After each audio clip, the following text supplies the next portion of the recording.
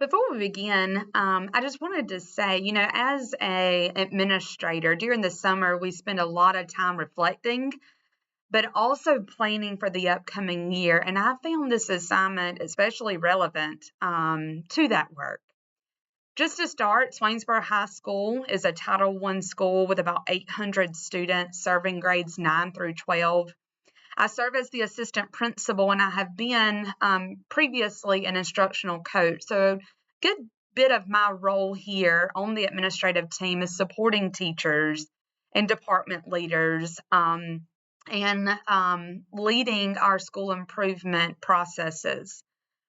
Over the last couple of years, if you'll look over on the far right-hand side here of the graphic, this kind of tells the story of this assignment and our plans as we continue to move forward in developing leaders and continuing our school improvement efforts.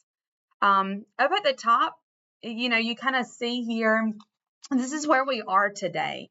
Over the past 2 years, we have spent a lot of time with our SILT team developing a shared purpose, creating clear expectations and building structures, and really digging into data to make decisions that affect our instruction within the building.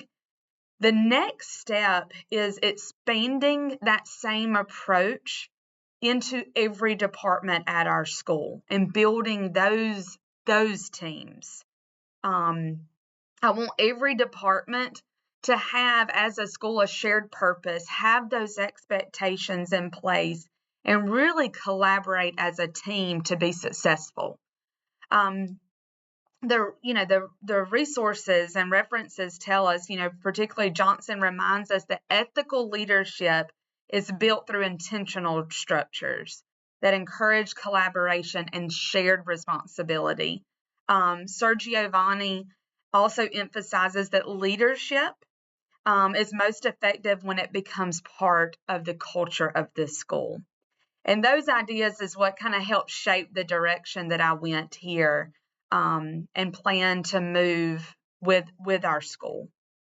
My personal ethical leadership, I truly believe that I have to be intentional in the way that I lead the school and the leader that I am becoming.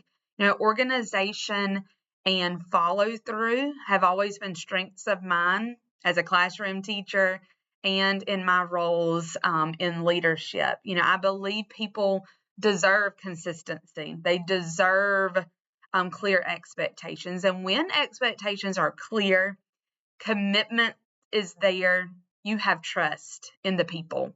And to me, that's very important. Like any leader, we have to continue to grow.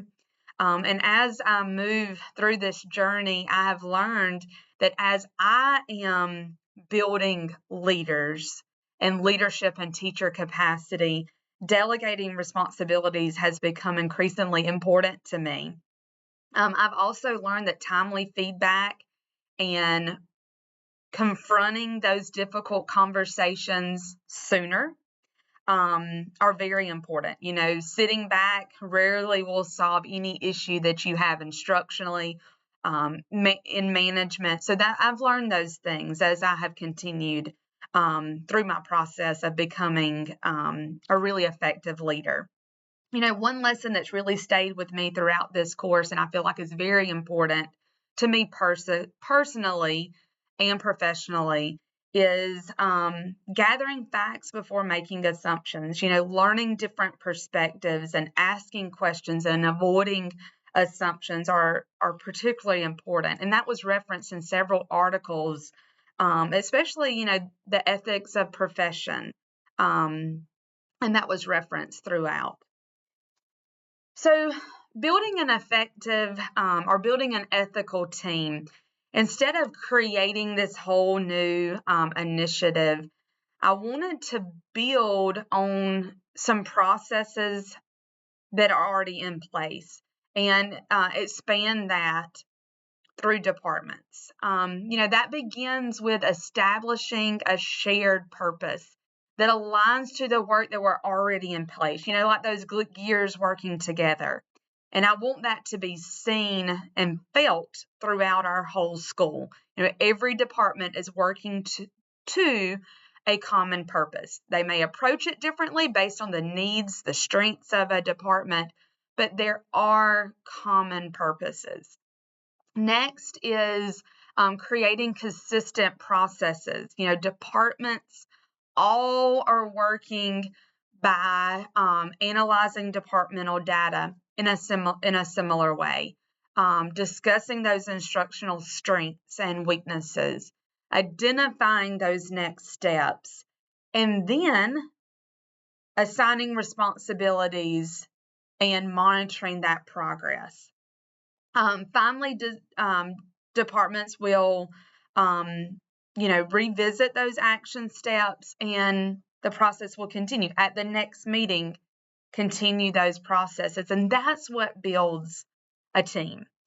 Johnson describes the ethical team as a group that intentionally creates opportunities for collaboration, rather than relying on an individual leader to make every decision. Your silk department leader making every decision, or the chair making every decision. This ethical team has a shared purpose. They work through processes that are intentional. They revisit their purpose, and that is constant. And I think that's very important. Shaping an ethical organization, as these collaborative departments and teams become stronger, the overall culture of the school begins to change in a positive way. Structurally, departments are aligned to a common plan, our school improvement plan.